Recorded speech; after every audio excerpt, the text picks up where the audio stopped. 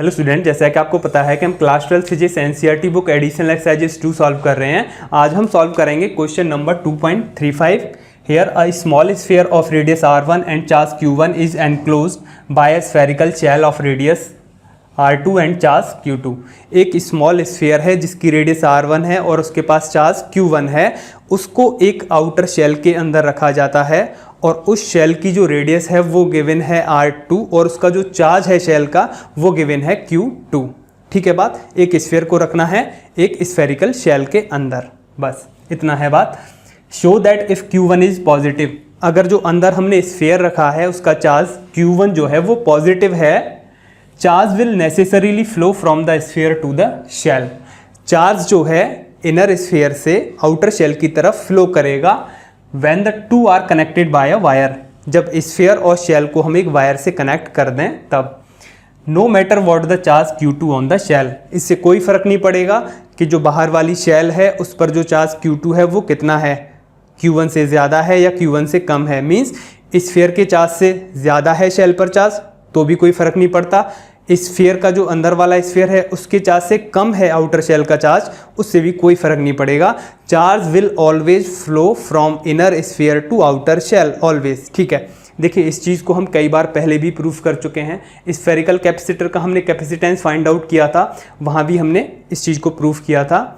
When D graph generator का principal ही यही था कि ऑलवेज इनर शेल से आउटर शेल की तरफ चार्ज फ्लो करता है, तभी हम हाई पोटेंशियल डिफरेंस वहाँ क्रिएट कर पाते हैं। ठीक है, लेकिन वेन डी ग्राफ जनरेटर आपके सिलेबस में से रिमूव कर दिया गया है। और देखिए एक चीज़ और मैं बताऊँ आपको कि जो ये क्वेश्चन है 2.35, पहले इसकी जगह अगर आपके पास ओल्ड एनसीईआरटी बुक है तो वहाँ आपको वेन डी ग्राफ जनरेटर वाला न्यूमेरिकल मिलेगा जो कि अभी रिमूव कर दिया गया है, और जो 2.36 था ओल्ड बुक में उसको 2.35 कर दिया गया है। तो वही हम सॉल्यूशन देख रहे हैं, जो लेटेस्ट सिलेबस है उसी के अकॉर्डिंग हमने क्वेश्चन नंबर 2.35 का सॉल्यूशन देखेंगे अभी। ठीक है, तो फिर से देखते हैं वेन डी ग्राफ जनरेटर का प्रिंसिपल है ये, सिंपल सी बात ये है। ठीक है, तो यहाँ सबसे पहले हम इमेजिन कर लेते हैं एक स्फीयर, सबसे पहले स्फीयर बना लेते हैं एक। सपोज ये एक स्फीयर है, ठीक है। सबसे पहले small sphere r1 and charge q2, ठीक है, रेडियस है उसकी r1। ये जो स्फीयर है इसकी रेडियस है r1 और इसके पास चार्ज है q1 और ये है स्फीयर। ठीक है बात, दिस इज स्फीयर। ओके, अब हम इस स्फीयर को एक स्फेरिकल शेल के अंदर रखते हैं, तो एक शेल और बना लेते हैं। ये शेल है, ओके, और इस शेल की जो रेडियस है वो है r2 और चार्ज है इस शेल के पास q2, है ना। और ये तो सिंपल सी बात है कि जो भी चार्ज देते हैं, जैसे इस स्फीयर को हमने q1 चार्ज दे रखा है तो ये पॉजिटिव है, तो ये पॉजिटिव चार्ज यूनिफॉर्मली डिस्ट्रीब्यूट हो जाएगा इसके सरफेस पर। ठीक है, ये आप जानते हैं किसी भी शेल के या किसी भी कंडक्टिंग स्फीयर के सरफेस पर ही, किसी भी कंडक्टिंग बॉडी के सरफेस पर ही चार्ज रहता है। जितना भी हम चार्ज देते हैं, कई बार डिस्कस कर चुके हैं हम इस चीज़ को, और उसके इनसाइड जो इलेक्ट्रिक फील्ड है वो जीरो रहता है और कोई भी चार्ज भी नहीं रहता इनसाइड, है ना। q2 है, ये भी कहाँ रहेगा, आउटर शेल के स्फीयर पर, सॉरी शेल के सरफेस पर। ठीक है, यहाँ रहेगा q2 चार्ज, ये भी यूनिफॉर्मली डिस्ट्रीब्यूट हो जाएगा शेल के सरफेस पर। सिंपल है, ठीक है, बहुत ज़्यादा डिटेल में जाने की ज़रूरत नहीं है, कई बार डिस्कस कर चुके हैं इन चीज़ों को हम, है ना। तो सॉरी, ये r1 है रेडियस, जो स्फीयर है इसकी रेडियस r1 है, दिस इज r1, और ये r2 है इसकी रेडियस, आउटर शेल की रेडियस। अभी हम यहाँ बता रहे हैं show that if q1 is positive, q1 तो पॉजिटिव है ही, charge will necessarily flow from the sphere to the shell. अगर अब हम इस स्फीयर को कनेक्ट कर दें वायर के थ्रू, किससे, शेल से, ठीक है, वायर के थ्रू हमने इसे कनेक्ट कर दिया स्फीयर को शेल से। दिस इज शेल, जो ब्लू कलर में दिख रही है आपको, this is shell. Okay, spherical shell है, मतलब एक खोखला स्फीयर है, होलो स्फीयर कह सकते हैं आप इसे। अगर हम इस स्फीयर को शेल से कनेक्ट कर देते हैं तो जो भी चार्ज है q1 वो आउटर सरफेस पर चला जाएगा। इसके कई न्यूमेरिकल कर लिए हैं हमने, इसी तरीके के बहुत सारे न्यूमेरिकल पहले भी कर चुके हैं। फिर से देखते हैं, वेन डी ग्राफ जनरेटर का प्रिंसिपल भी है ये, तो हमें पता क्या करना है कि ये जो चार्ज है ना शो करना है हमें यहाँ पर कि Q1 चार्ज ऑलवेज यहाँ फ्लो होता रहेगा, मीन्स Q1 यहाँ नहीं रुकेगा, इनर शेल पर नहीं रुकेगा, ये आउटर शेल पर ही रहेगा। अगर कितना भी चार्ज दे दीजिए आप इसे, वो बाहर जाता रहेगा, इनर शेल पर कोई भी चार्ज नहीं रहेगा। क्यों नहीं रहेगा? बिकॉज देखिए अभी हम इसे शो करना है, तो हमें शो करने के लिए क्या करना होगा, इसका पोटेंशियल हाई होगा, इनर स्फीयर का, इस स्फीयर का पोटेंशियल हाई होगा, तभी तो चार्ज आउटर शेल की तरफ जाएगा। पोटेंशियल क्या होना चाहिए इसका? हाई, ठीक है, और इसका लो होगा, किसका? शेल का। Positive charge always moves from high potential to low potential, ठीक है। तो यहाँ शेल का पोटेंशियल अगर हाई है तो चार्ज फ्लो करेगा, प्लस क्यू बाहर की तरफ जाएगा, बाहर वाले स्फीयर पर, जो शेल है बाहर वाली स्फेरिकल शेल है वहाँ जाएगा ये पूरा का पूरा कंप्लीट चार्ज। तो V1 अगर हाई होगा और V2 अगर लो होगा, V1 अगर हम इसे कहें कि ये 1 है, स्फीयर का नाम 1 दे दिया, शेल का नाम हमने 2 दे दिया। अगर V1 जो पोटेंशियल है इस स्फीयर का, इनर स्फीयर का पोटेंशियल V1 अगर हाई होगा, V1 if high then V2, V1 is greater than V2, then Q1 will flow from sphere to shell। Simple है ना, क्योंकि positive charge always flow from high potential to low potential और negative charge flow from always low potential to high potential. सही है बात। तो V1 को हमें प्रूफ करना है कि बड़ा है और V2 छोटा है, बस ये प्रूफ करना है। या फिर हम ये प्रूफ कर दें कि V1 माइनस V2 निकाल लेते हैं और उसे पॉजिटिव प्रूफ कर देते हैं हम, ठीक है। तो हम कह सकते हैं कि V1 will greater than V2, simple सी बात है। तो V1 माइनस V2 हमको पॉजिटिव प्रूफ करना है, तो सबसे पहले हम V1 कैलकुलेट कर लेते हैं कि V1 कितना होगा। V1 मीन्स ये जो स्फीयर है इस स्फीयर का पोटेंशियल। देखिए सिंपल सी बात, बहुत ही सिंपल, ये है स्फीयर। देखिए किसी भी शेल या स्फीयर का जो पोटेंशियल होता है वो क्या होता है? V equals to k q upon distance, q charge r distance, ठीक है।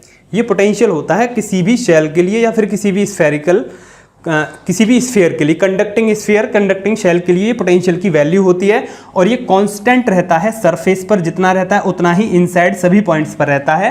और ये जो आर है ये रेडियस रहती है इस शेल या फिर इस स्फीयर की, दोनों के लिए होता है यही पोटेंशियल।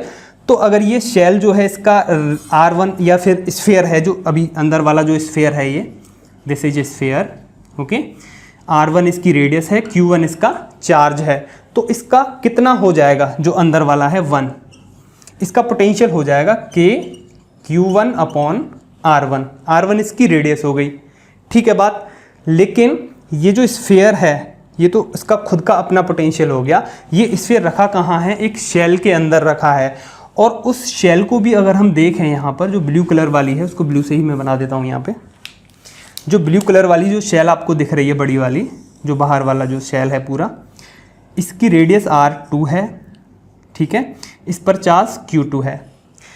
बाहर वाली शेल का जो अपना खुद का पोटेंशियल होगा वो कितना होगा? वो होगा according to this formula V2 equals to, या फिर V2 नहीं लिख रहे, केवल पोटेंशियल ही लिख लेते हैं, केवल पोटेंशियल रहेगा K Q2 अपॉन R2, ठीक है। और ये वैल्यू हर जगह रहेगी, इसके सरफेस पर भी रहेगी शेल के, और शेल के इनसाइड भी रहेगी, सभी जगह, क्योंकि पोटेंशियल कांस्टेंट रहता है किसी भी स्फेरिकल शेल के अंदर, इनसाइड सभी जगह, ठीक है। लेकिन यहाँ से बाहर जाते हैं तो फिर डिस्टेंस पर डिपेंड करता है। यहाँ से जितनी भी डिस्टेंस, अगर हमें यहाँ पता करना है तो यहाँ से यहाँ तक की हमें डिस्टेंस चाहिए होगी, वो हम R2 की जगह रिप्लेस कर देंगे। लेकिन फिलहाल इसके हर पॉइंट पर ये पोटेंशियल होगा। देखिए स्फीयर जो है वो इसी शेल के अंदर रखा है, मीन्स इस पोटेंशियल के अंदर रखा है, K Q2 अपॉन R2 के अंदर रखा है ये स्फीयर, ठीक है। तो इस स्फीयर का अपना पोटेंशियल तो था ही इतना, लेकिन इस शेल के अंदर रखा है ये स्फीयर, तो इस शेल का भी अपना एक पोटेंशियल है, कितना है वो? K Q2 अपॉन R2, वो इसमें ऐड हो जाएगा। कोई प्रॉब्लम नहीं होनी चाहिए आपको, ठीक है, क्योंकि इस स्फीयर को हम इसमें रख रहे हैं। क्लियर है बात? तो ये हो गया इस स्फीयर का पोटेंशियल। मैंने इनको अलग अलग करके आपको समझाया है। तो ये हो जाएगी V1 की वैल्यू, ठीक है बात। अभी अगर हम देखें V2, ये क्लियर हो गया होगा आपके V2, और देखते हैं V2 मीन्स जो शेल है इसका जो पोटेंशियल है, V2। देखिए सबसे पहली बात शेल को बना लेते हैं। शेल का जो अपना पोटेंशियल है, ओके, कहाँ पता कर रहे हैं? ये जो पोटेंशियल है ना V1, ये कहाँ होगा? यहाँ इसके सरफेस पर, जो स्फीयर है इसके सरफेस पर, और इसके इनसाइड सभी पॉइंट्स पर होगी ये वैल्यू। जो V1 है सब जगह होगी ये वैल्यू, ठीक है बात? ये जो V1 है इक्वेशन 1, और जो V2 है जो आउटर शेल है, इसका जो पोटेंशियल है वो अभी हम निकालें फिर से, ये अलग होगी इसकी वैल्यू। देखिए R2 रेडियस है और Q2 इसका चार्ज है, ओके। तो इसका अपना खुद का पोटेंशियल कितना हो जाएगा? अभी जो हमने बात की थी K Q2 चार्ज है इसका अपॉन R2 इसकी रेडियस है, KQ अपॉन R, ठीक है, यही होता है। तो Q2 अपॉन R2 ये इसका अपना क्या हो गया? पोटेंशियल हो गया शेल का, क्लियर है? लेकिन इस शेल के अंदर एक स्फीयर भी रखा हुआ है, जो ये स्फीयर है जिसकी रेडियस कितनी है? R1 है और Q1 चार्ज है, ओके।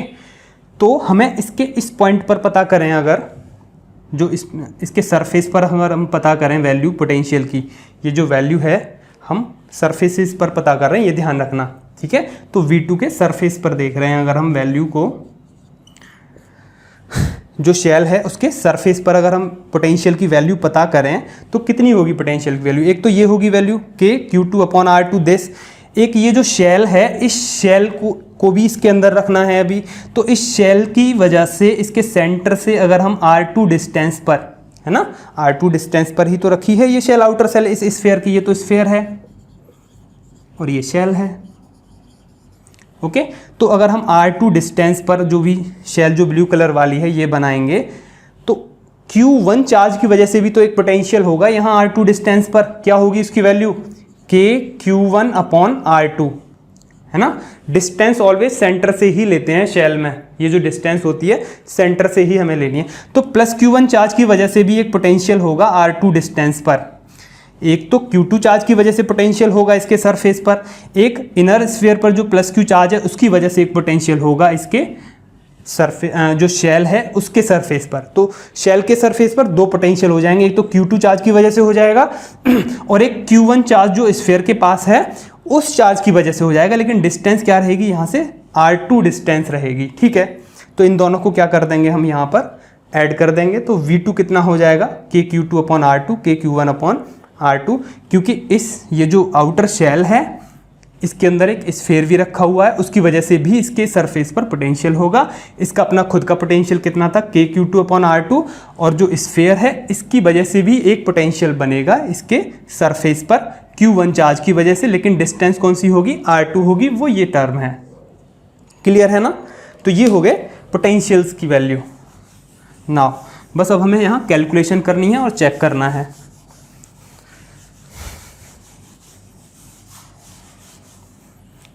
क्या करना है? V1 माइनस V2 कर रहे हैं हम, V1 minus V2 values put करते हैं, K Q1 upon R1, okay, plus K Q2 upon R2 minus this, minus K Q2 upon R2 minus K Q1 upon R2, okay.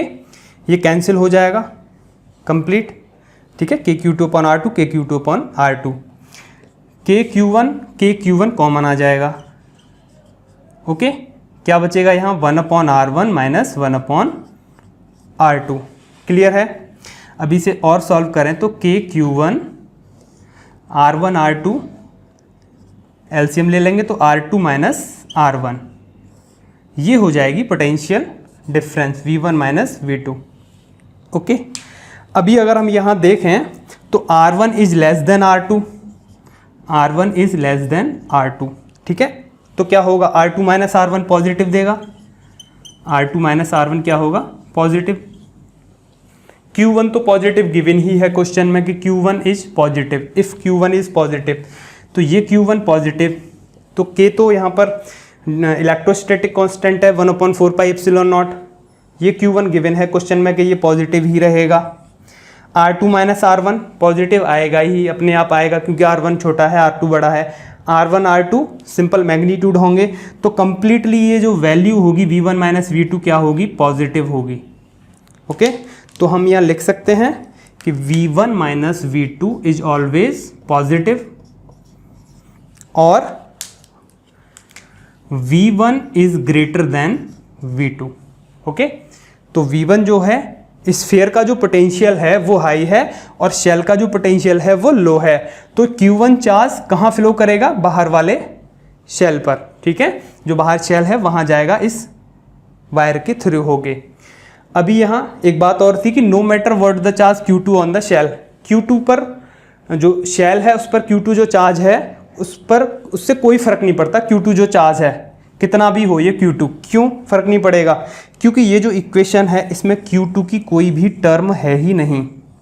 ठीक है, तो V1 minus V2 किस पर depend कर रहा है, टोटली Q1 पर डिपेंड कर रहा है, तो Q2 पर तो डिपेंड करेगा ही नहीं। वही बात ये वहाँ बता रहे हैं कि no matter what the charge Q2 on the shell, shell पर जो Q2 चार्ज है उसकी वैल्यू कितनी भी हो, मैग्नीट्यूड कितना भी हो Q2 का, भले ही Q2 ज़्यादा हो Q1 से,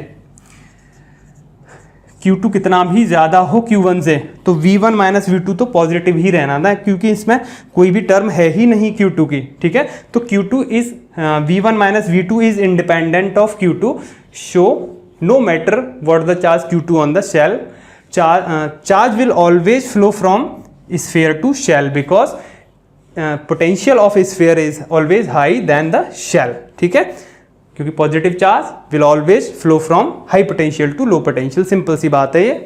ठीक है बात, so this is the solution, thank you.